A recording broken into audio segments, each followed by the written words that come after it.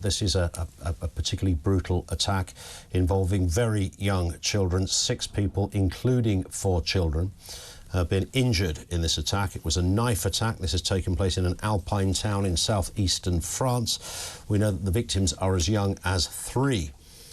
2 children and a man currently in a life-threatening condition. We know the attacker, who was shot by police but then arrested, is a Syrian man in his early 30s with refugee status in Sweden. So the police have given us a fair amount of information even at this early stage, which isn't something that always is forthcoming, certainly from my experience, certainly from police forces on the continent, but that's the info we have so far. We're told the man has no known links to Islamist groups as well, although we do await a press conference on this. There are some fairly distressing images coming out of France, and we will bring you as much of that as we can reasonably broadcast. I think you'll understand that as well. But we also understand that a British toddler is among those victims as well. We have Mike Neville, former Scotland Yard Detective Chief Inspector, with us in the studio. I mean, Mike, we were originally going to talk about something else here this afternoon, but then news events and breaking news do tend to take over. There is a commonality in the way that the police respond to things between, if you like, first world countries. I'm sure over the years you had dealings with other foreign police forces for a variety of reasons. The French, it seems, have been very quick in giving information out on this, firstly. Yes, it's fascinating, isn't it, that they've given all that information. Normally in this country we'd be told he was a Swedish man or something. There'd be some sort of smoke screen put up. I mean, I was in Cologne in 2015. I went to assist the German police when there was a load of sex attacks on New Year's Eve. And what happened there, the authorities tried to cover all that up. And the police president, like the head of the police in Cologne, lost his job because 3 days later, because all the victims came forward. But I think what's worrying about this is that who's here in this country who could do these things? We don't know who's in the country. We don't know who's coming to this country. You know, this guy could have got a train and been at Calais within a few hours. And I think people are genuinely concerned that the government has no handle on who is in this country and what wicked things they could do.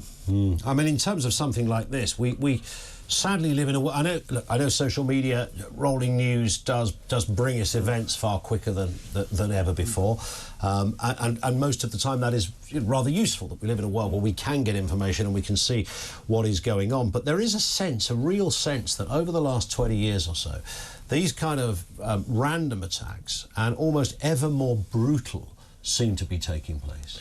Well, it's changed, hasn't it? We had the provisional IRA, as the last guest was saying, and they were very targeted, either military bases or financial. The IRA, if they killed a child, like children up in Warrington, it wasn't a deliberate act. It was wicked and evil, but they had a particular target. Now we've got people who, through whatever jihadis or whatever their motivation is, if they're mentally ill, are targeting. I mean, I've never 3- and 4-year-old children. Quite incredibly, really. Yeah, we understand a British toddler, a 3-year-old English girl, is one of those victims. A 3-year-old English girl is one of those that was stabbed in the knife attack. French, English, a child. It's just, I just think people are rightfully concerned in this country, and somehow the government's got to get a grip, because we're just not seeing who's arriving in the country. And this, what we'll be told, of course, lessons will be learned, but this won't be the first. This is not the last one of these attacks, is it? And the police seem to have responded very quickly. They seem to, and bravely, so they've got hold of the man, which is good, well done. And I think the French police have got to be congratulated there for their honesty in releasing details, which we often in this country never get.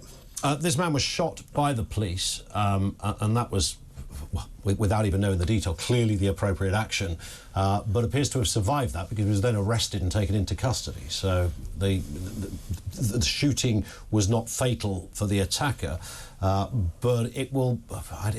I would imagine that is rather useful for the police, that they can still question the person concerned. Absolutely, because they want to. Nothing's worse than if they had killed him. Then the family, if any of these children die, I think there's a parent. At least you'd want to know why this person did it. So, as I say, good action by the French police. I mean, I've been particularly impressed with the French police over time. There was a colonel in the French police who actually gave himself up and released a hostage so he could go in. The man was killed, and I just thought that was one of the bravest things I've ever known a police officer to do. So the French police really are, playing a blind, well, seemingly doing well on this case, and giving out information that we wouldn't get in this country. Or a smoke screen would have been released about a mentally ill Swedish man in this country. That's what we had mentally ill Norwegians in this country before doing this sort of thing. Mike, stay with us. Mike Neville, former Scotland Yard Detective Chief Inspector, with us here on TalkTV, responding to that breaking news. And of course, we'll be across that press conference too.